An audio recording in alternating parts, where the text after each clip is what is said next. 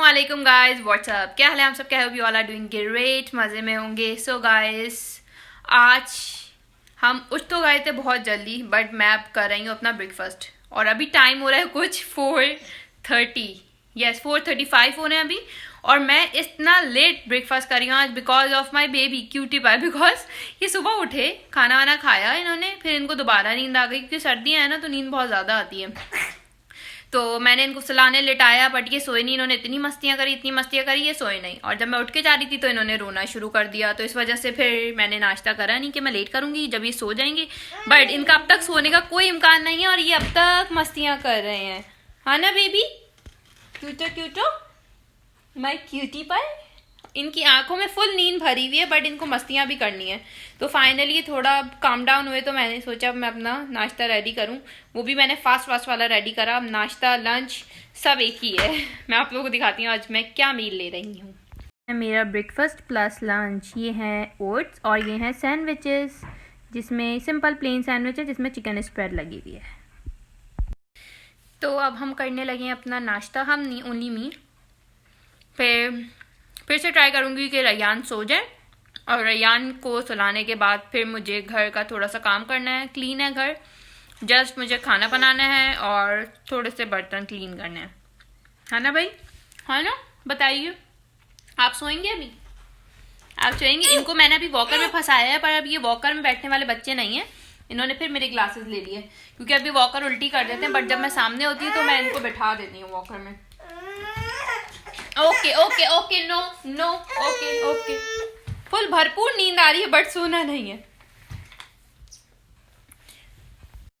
Guys, बहुत जबरदस्त बारिश हो रही है बाहर, बहुत मजे की बारिश हो रही है। क्यों बेबी? मेरा तो दिल चाह रहा है कि मैं जाऊँ और बारिश में खड़ी हो जाऊँ, बट ये सर्दियों की बारिश है, बहुत डेंजरस है। मुझे बारिश बहुत पसंद है, बहुत पसंद। और इतने मज़े की आवाज़ें आ रही हैं। हम लोग रूफ टॉप पे रहते हैं तो और ज़्यादा मज़े की आवाज़ें आ रही हैं। और हमारे घर से निकलते ही बाहर छत है, तो मज़ा आ जाएगा। बहुत मज़े की और बहुत तेज़ बारिश हो रही है। इधर काफ़ी टाइम से हो रही थी बट स्लो हो रही थी, बट आज बहुत तेज़ हो रही है। वाह, इनको पता है। ब्लैंकेट उठाया है ऊपर से और नीचे वहाँ कोने पे फेंक दिया है। मैं अभी रहकर आई थी ना बाबा। बस रैयान की यही काम है, यहाँ से वहाँ फेंकना, वहाँ से यहाँ फेंकना। सो गाइस, रैयान सो गए हैं और बारिश जोरों शोरों से चली। कुछ 1.5 घंटे से लगातार बारिश हो रही है और बहुत तेज़ बारिश हो रही है, बहुत तेज़। और मैं बना रही हूँ आलू के पराठे क्योंकि मैंने सोचा यार कुछ वेदर के हिसाब से बनाना चाहिए। और रैयान सो रहे हैं, मैं बिल्कुल फ्री हूँ, तो मैंने सोचा क्यों ना मौके का फ़ायदा उठाया जाए। मैं आप लोग को स्टोरी सुनाती हूँ जब रैयान पैदा हुए थे उस टाइम की। ये देखिए गाइस, आप लोगों को आवाज़ें आ रही होंगी बारिश की, टप टप टप टप टप। बहुत अच्छी लगती है मुझे बारिश की आवाज़। और मैं अंदर से बाहर आ गई क्योंकि रैयान डिस्टर्ब हो रहे थे, मैं बोल रही थी तो। क्योंकि मेरे बच्चे को जो है ना लाइट होनी चाहिए और ना छोटी सी आवाज़ होनी चाहिए। बिल्कुल सुकून में नींद आती है। बिल्कुल माँ पे गए अपने, बिल्कुल अपनी माँ पे। 19-20 का फ़र्क नहीं है। तो चलें यार, मैं आप लोगों को स्टोरी सुनाती हूँ कि क्या हुआ था उस वक्त। अब यहाँ पे तो हमारा कोई रिलेटिव्स वगैरह कोई है नहीं। मैं और हारिस यहाँ पे अकेले थे। और रैयान को पैदा होने में कुछ 2-3 महीने थे ना, तो हम लोग डर भी रहे थे, बट मैं शो नहीं करी थी। हारिस थोड़ा बहुत शो कर देते हैं, तो हारिस ने मुझे थोड़ा सा शो करा था, तो मैंने उनको तसल्ली दे दी, नहीं कुछ नहीं होता, मैं सब मैनेज कर लूँगी, कोई ऐसा मसला नहीं, कोई ऐसे मसले वाली बात नहीं है। बट मैं अंदर से डरी हुई थी कि यार सब कुछ कैसे होगा ये वो। बट मैं अपने आप को भी हिम्मत दे रही थी, बट मुझे पता था बहुत मुश्किल हो जानी थी। तो फिर सडनली मेरे दिमाग में ख्याल आया, मैं अपनी मम्मा से पूछती हूँ अगर वो फ्री होंगी तो अगर आ सकें, पॉसिबल हुआ तो आ जाएंगी। तो मैंने उनसे पूछा, फिर उन्होंने शायद पापा से डिस्कस करा या क्या हुआ, तो मेरे पापा ने फ़ौरन उनको भेज दिया। फ़ौरन वो रैयान के पैदा होने से 1 महीने पहले आ गई थी। और अल्लाह का लाख लाख शुक्र है वो आ गई, वरना मुझे वाकई में बहुत मुश्किल हो जानी थी, बहुत मुश्किल। बिकॉज़ मुझे बच्चा पकड़ना तक नहीं आता है, बिल्कुल भी नहीं। संभालना तो दूर की बात है, मुझे उठाना तक नहीं आता है, क्योंकि मैंने आज तक कभी भी किसी के बच्चे को इतना ना लिया, ना संभाला, ना इतने शौक़ था कि बच्चा पकड़ें या फिर संभालें या उसके साथ खेलें, कभी भी कुछ भी नहीं करा था। तो बिल्कुल भी आइडिया नहीं था। बट फाइनली वो आ गई, उन्होंने मुझे हर एक चीज़ सिखाई है, एक चीज़ मुझे 0 से 100 तक उन्होंने पहुंचाया। अब मैं अल्हम्दुलिल्लाह रैयान को अकेले हैंडल कर लेती हूँ, उन्हें संभाल लेती हूँ बहुत अच्छे से। ये सब मेरी अम्मा की बदौलत है। अगर वो नहीं आती ना तो मुझे बहुत मुश्किल हो जाती, बहुत मुश्किल। और मैं यही सोचती हूँ अभी भी, अगर वो नहीं आती तो मैं कैसे संभालती। चलो वक्त के साथ साथ इंसान को आ जाता है, हो जाता है, पर अगर माँ बाप सपोर्ट कर देते हैं ना तो हिम्मत भी बढ़ जाती है, हौसला भी बढ़ जाता है और चीज़ें आ भी जाती हैं। तो मैं जितना शुक्र अदा करूँ अपने अम्मी पापा का, बहुत कम है, बहुत कम है। और अल्लाह ताला का भी जितना शुक्र अदा करूँ उतना कम है कि उन्होंने हमें इतनी अच्छी नेमतों से, इतने अच्छे माँ बाप से, इतने अच्छे शौहर से, इतने अच्छा क्यूटी पाए बच्चे से नवाजा है। अल्लाह का लाख लाख शुक्र है। हर किसी को ऐसी पेरेंट्स मिले, हस्बैंड मिले, बच्चे मिले, और हम लोग भी सबके साथ इसी तरह अच्छे रहें। तो अगर आप किसी के साथ अच्छे होंगे ना तो आपको उसका सिला लाजमी मिलता है, लाजमी।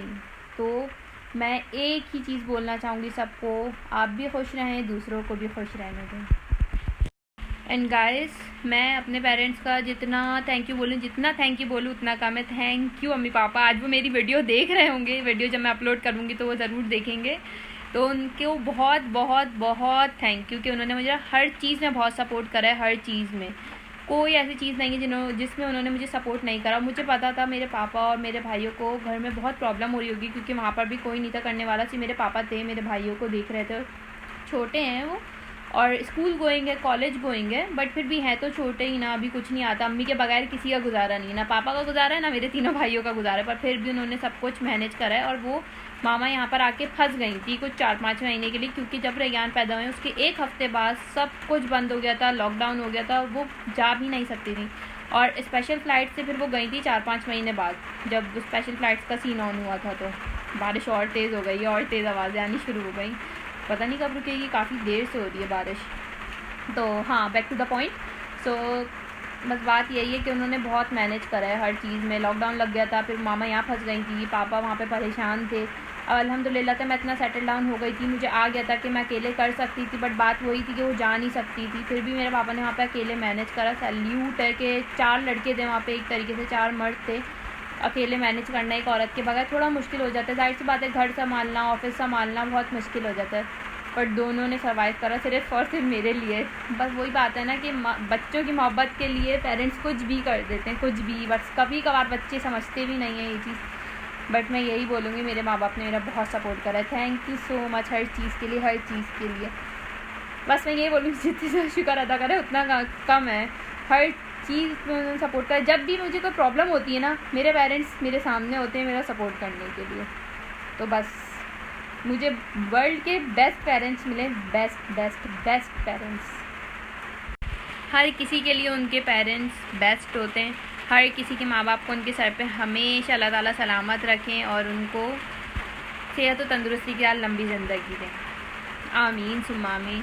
तो गाइस, यहाँ का ब्लॉग करते हैं आज यहीं ख़त्म, और अब आपसे मिलते हैं नेक्स्ट ब्लॉग में। जब तक के लिए अपना ख्याल रखिएगा। टेक केयर, बाय, अल्लाह हाफ़िज़, फ़ी अमान अल्लाह।